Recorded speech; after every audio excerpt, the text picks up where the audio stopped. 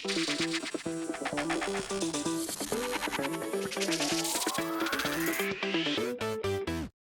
number 1 of Chicago Bears OTAs is in the books, and let's talk about everything that happened. What's going on, guys? I'm back with another Chicago Bears offseason update video. The Chicago Bears have started team OTAs this week. They have 2 more days of practice this week.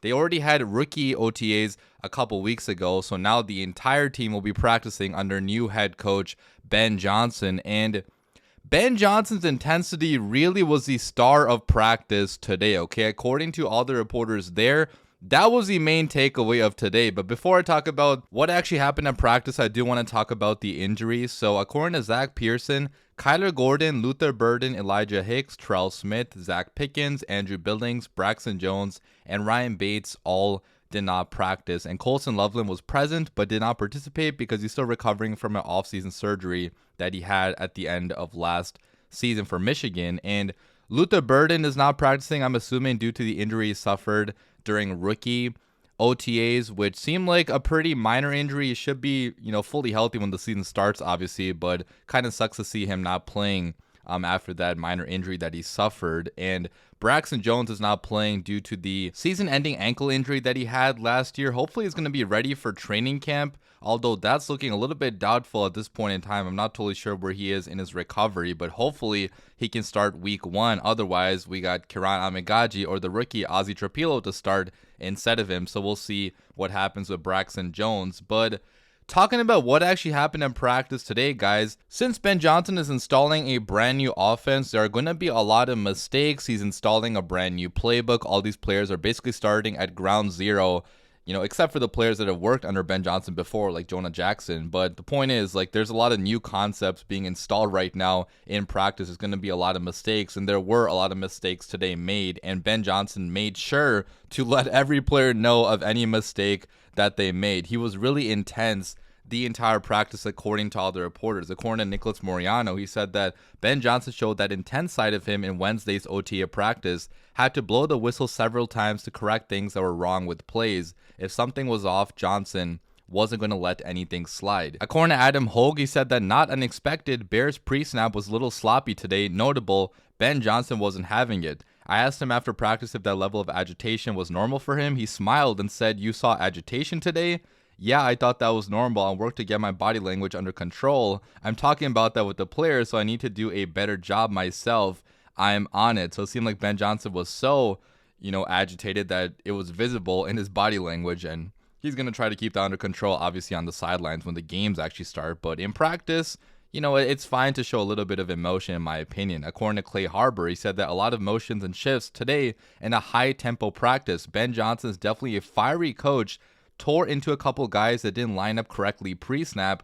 Guys got an edge to him. And Moriano also said that there were a few instances where he blew the whistle when Caleb Williams was with the rest of the offense in the huddle. There was another rep where Johnson had to redirect Cole Kmet, and Jade Walker appeared to run the wrong route, and you could see Johnson's displeasure. So you just absolutely love to hear things like this. Ben Johnson's number one attribute as a coach, in my opinion, was his attention to detail. With the Detroit Lions, everybody talked about his insane attention to detail. The Lions practiced very, very intensely. That's why their offense was so explosive and so good when the games actually started. And Ben Johnson said so many times how these Chicago Bears players better be ready for intense and grueling practices. He said that nothing worth having should come easy. And I love that the Chicago Bears head coach now has that type of mentality. Sure, Eberflus tried to have that type of mentality sometimes. I mean, he had the hits principles, which in theory should have made practices very intense and very,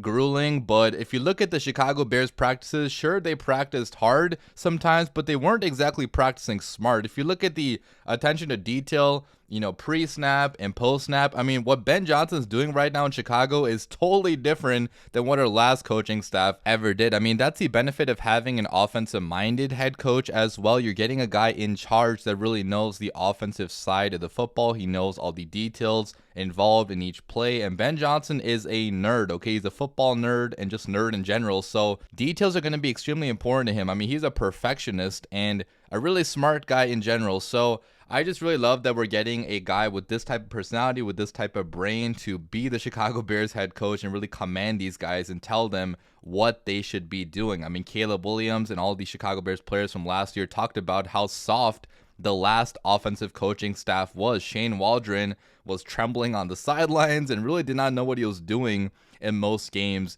you know, being the Chicago Bears offensive play caller. So you can only imagine what went down in practice if that's how they played in game. I'm glad the Chicago Bears are now practicing super hard and really stressing how important detail is going to be in every single play, especially with how much stuff goes on pre-snap in Ben Johnson's offense. But going to the next story of the day, I do want to talk about Caleb Williams' day, and it is only OTAs with no pads on, so you can't really take away too much from these types of practices. But according to Zach Pearson, he talked about Caleb Williams' day. He said that I wouldn't say it was a great or bad day for Caleb. He made some nice throws, connecting with DJ Moore on a few throws to the sideline. There was a few times maybe he held the ball or the defense had it covered down the field.